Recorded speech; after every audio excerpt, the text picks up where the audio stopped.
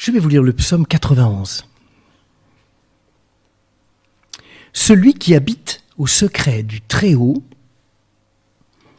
repose à l'ombre du Puissant.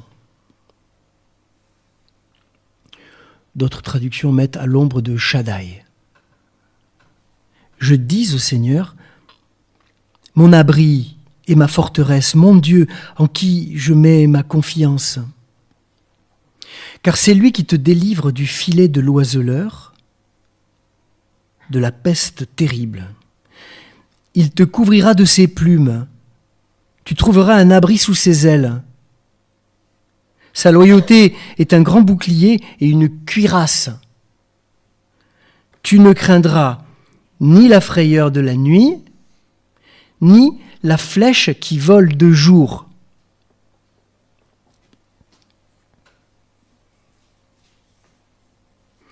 Ni la peste qui marche dans l'obscurité, ni l'épidémie qui frappe en plein midi.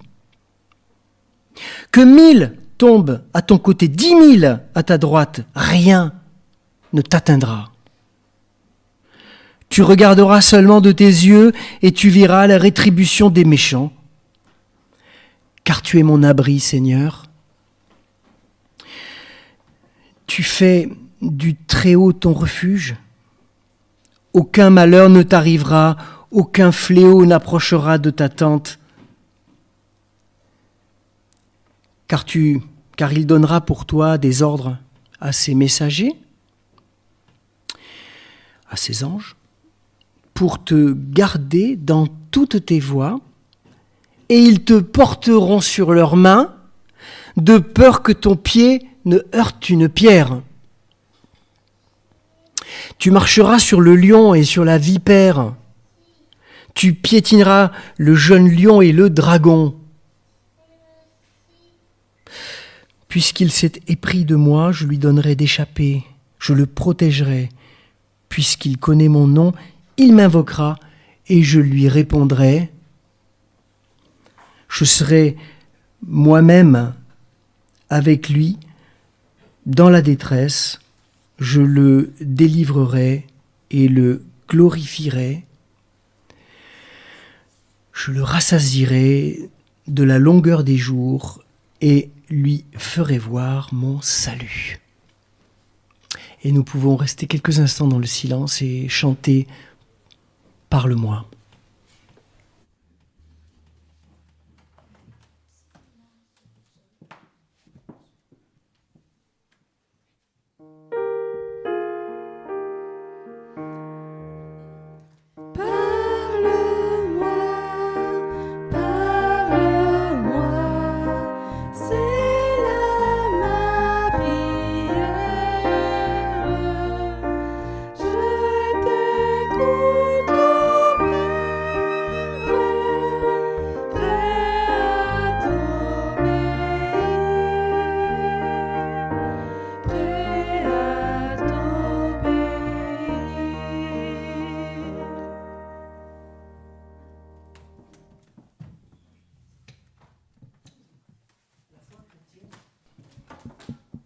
La foi chrétienne, ou la religion, n'est pas, comme l'a écrit Karl Marx, un opium, une drogue qui permettrait au bon peuple de mieux supporter la souffrance, l'injustice, l'absurde de l'existence, etc.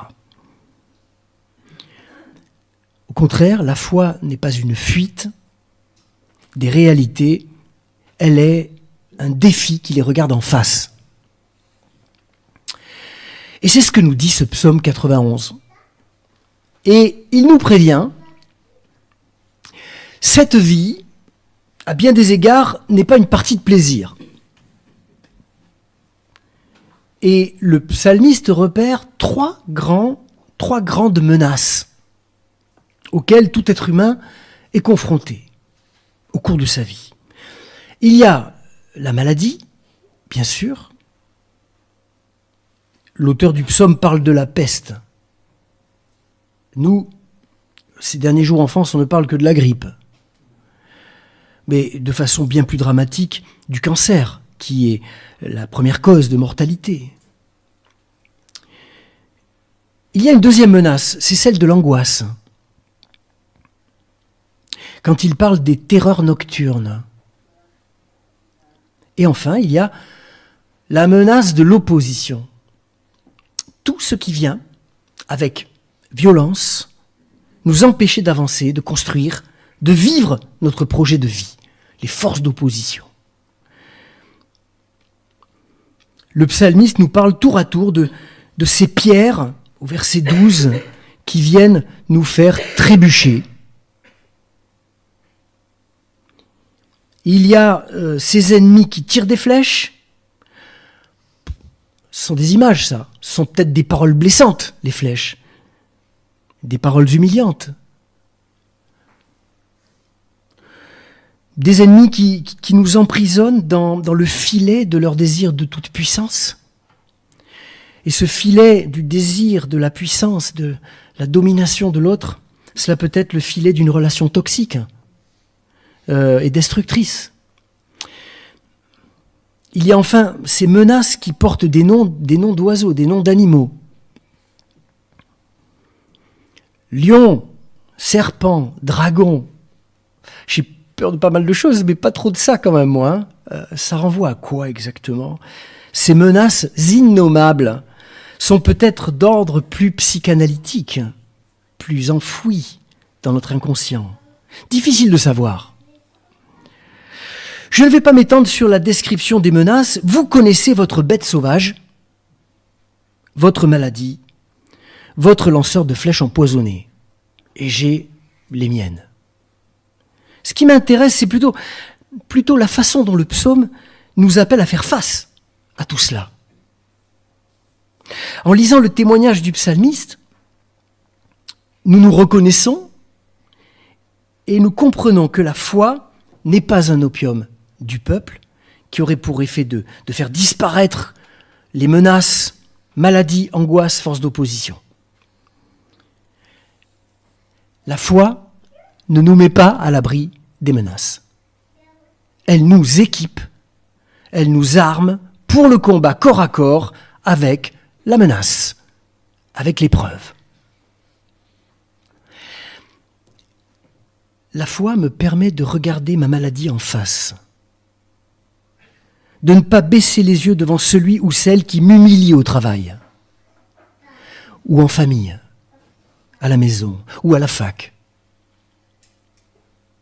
La foi n'est ni un vaccin pour échapper au mal, pas plus que la foi ne construit un discours pour expliquer le mal, et donc pour le maîtriser. Quand on explique les choses, on les maîtrise. Par exemple, le mal, ce serait une personne de même puissance que Dieu qui passerait son temps à me tendre des pièges, à me harceler spirituellement, qui chercherait à m'ôter la vie, le diable. Il y a tout un discours sur le diable qui me paraît théologiquement et psychologiquement douteux. Je me souviens au cours de... Maintenant, je peux parler de mon long ministère pastoral. Hein. Je me souviens d'un musicien de l'église. Je ne citerai ni l'église ni le nom du musicien. Hein, qui arrivait à peu près tous les dimanches en retard. Et en guise d'excuse, qui me disait « C'est le diable qui a empêché mon réveil de sonner ce matin. » Mais oui, mon ami, le diable a bon dos. À propos du mal, au lieu d'aller chercher des explications qui nous arrangent et qui nous déchargent, au passage, je vous propose cette phrase toute simple et si honnête d'un théologien, philosophe protestant, Paul Ricoeur, qui disait « Le mal, c'est ce qui fait mal. Ce qui fait mal aux trois espaces qui fabriquent mon humanité, à mon corps, à mon esprit et à mon âme, si on veut garder ces trois représentations. Notre corps peut avoir mal.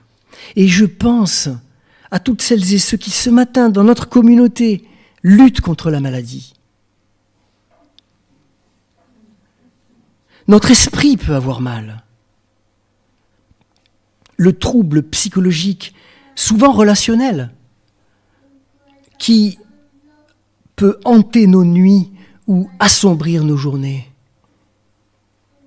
Notre âme peut avoir mal. Certaines expériences de vie d'église ont généré des souffrances spirituelles impossibles à effacer. Certaines approches de la Bible, certains discours sur Dieu ont pu installer dans nos âmes la peur de Dieu, au lieu d'éveiller nos cœurs à son amour et à sa grâce. Toutes ces douleurs du corps, de l'esprit ou de l'âme, tous ces traumatismes physiques, psychologiques ou spirituels pourraient nous laisser complètement épuisés là, au bord de la route de notre existence, vidés de tout désir de vivre. Mais ce serait sans compter sur la puissance de la parole de Dieu. Cette parole n'a pas d'autre intention que de nous faire entrer en résistance au mal. Elle nous propose un antidote puissant, un antidote à la tentation de déposer les armes. Vous voulez connaître le nom de ce puissant médicament contre le mal ? J'ai la marque. Le mot n'est pas explicite dans le psaume, même s'il me semble être partout sur la boîte de ce médicament, il y a écrit le mot « grâce ». Contre la menace, il faut en appeler à la grâce seule. La grâce, c'est un mot qu'on entend beaucoup dans les églises protestantes. C'est ce qui vient ouvrir l'horizon alors que tout est sombre. La grâce, c'est une clé qui ouvre toutes les portes des prisons intérieures dans lesquelles nous avons accepté de laisser nos vies s'enfermer, se perdre. Un pass pour la liberté. Le psaume nous parle de cette grâce au moyen de deux images, en tout cas la première est très déconcertante. Dieu y apparaît comme une mère poule. Il te couvrira de ses plumes, tu trouveras un abri sous ses ailes. Vous voyez, on est passé de l'ombre du Shaddai, ça, c'est impressionnant, hein, l'ombre du Tout-Puissant, à l'abri sous les plumes, du verset 1 au verset 4. Cette image du Dieu mère poule n'est pas dans les habitudes du langage biblique, et encore moins dans le langage de l'Église.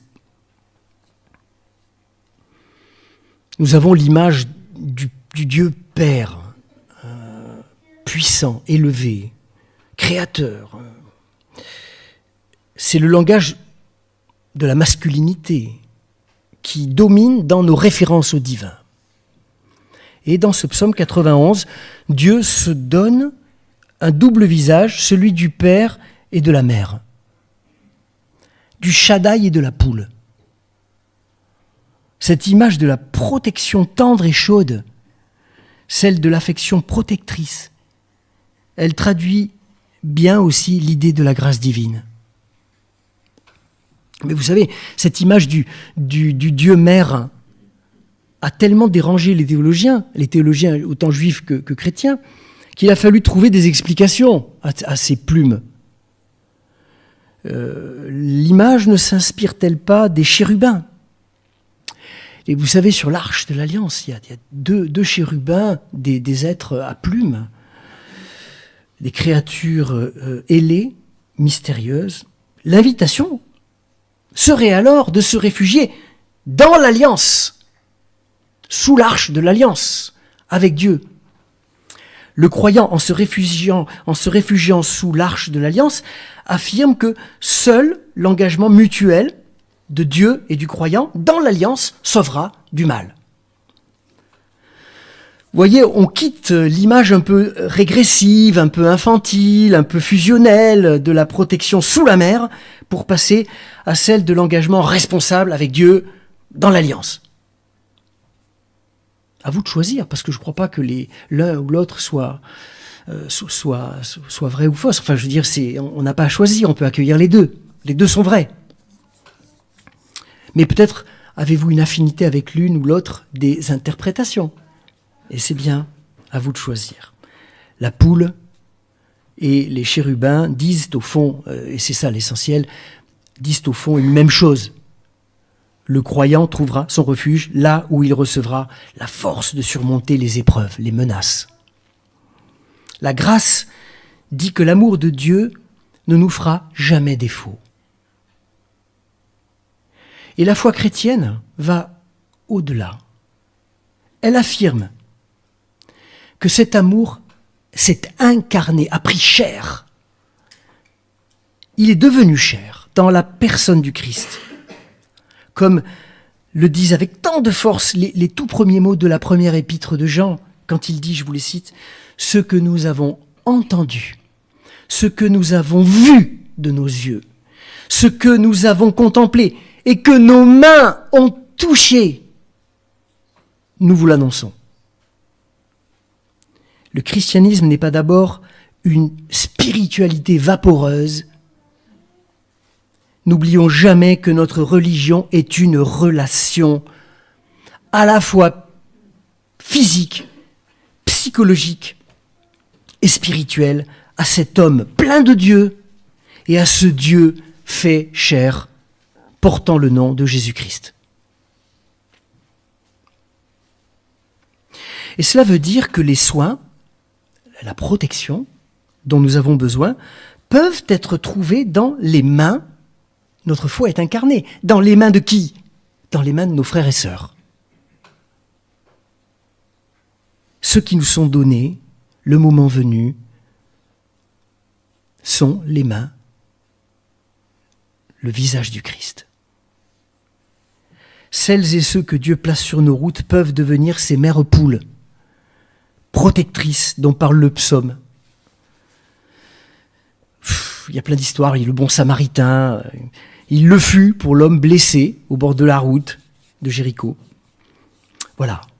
La deuxième image, après celle de la mère poule, c'est celle de l'ange, du messager. Dieu vous enverra ses anges, au verset 11. Donc après la poule, qui est une image on ne peut plus terre à terre, de la grâce, là on décolle, on entre dans le merveilleux. Il suffit de prononcer le mot ange pour voir dans l'œil de certains croyants s'éclairer quelque chose, se manifester un désir, un émerveillement. Ah, les anges, oui. Et j'en parlais avec un ami ces jours-ci qui me demandait, c'est toujours un peu les mêmes questions, est-ce que tu crois aux anges? Et je lui demandais en retour si, quand le facteur vient lui apporter une lettre recommandée qu'il attend depuis des jours, je lui demandais, embrasses-tu le facteur ou t'empresses-tu de lire la lettre? Gardes-tu le facteur avec toi toute la journée? Ou déchires-tu cette enveloppe pour prendre connaissance du résultat à ton examen ou la lettre d'amour que tu attends depuis si longtemps? Les anges n'ont qu'une fonction. Ils sont des passeurs, ils sont les facteurs de Dieu, de la parole de Dieu pour nous. Laissons-les venir et laissons-les repartir. Et concentrons-nous sur ce que Dieu veut nous dire. Car notre protection, notre salut est tout entier contenu dans cette lettre. Cette parole est une grâce qui nous donne la force de lutter contre le mal. La parole que l'ange nous apporte. Elle est la prescription du docteur des âmes, docteur céleste, pour notre survie. Ouvrons cette enveloppe et lisons cette parole. Oui, c'est ainsi que Dieu a l'intention d'empêcher notre pied de heurter la pierre. Pas en envoyant ses anges nous attraper, comme ça, par le haut, et nous suspendre au-dessus des problèmes de la vie. Pas du tout comme ça, en nous équipant d'une parole pour la route, pour le combat. Et c'est justement cette parole du psaume 91 que le diable citera lors de la tentation de Jésus au désert. Fais appel aux anges. Si tu te jettes dans le vide, ils viendront te sauver de peur que ton pied ne heurte une pierre. Jésus refuse cette offre, pourtant biblique, rappelant que cette invocation du Dieu qui règle les problèmes à coups de super miracles, ce n'est pas son chemin, ce n'est pas sa foi. Tu ne mettras pas à l'épreuve le Seigneur ton Dieu. Voilà ce qu'il répond au diable. Ce n'est pas notre chemin non plus, sœurs et frères. Toutes les Écritures, comme ce psaume 91, nous renvoient à Christ, celui qui a su, dans les moments les plus éprouvants de sa vie, se serrer contre son père-mère, et vivre auprès de lui dans la grâce. Le psaume finit par ces mots, et je les adresse à notre ami Casper, qui va professer sa foi dans quelques instants. Ce sont les tout derniers mots du psaume, et je les ai mis à la première personne, à la deuxième personne du singulier.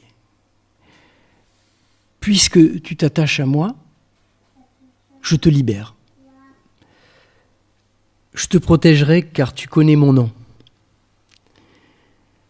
Si tu m'appelles, je te répondrai.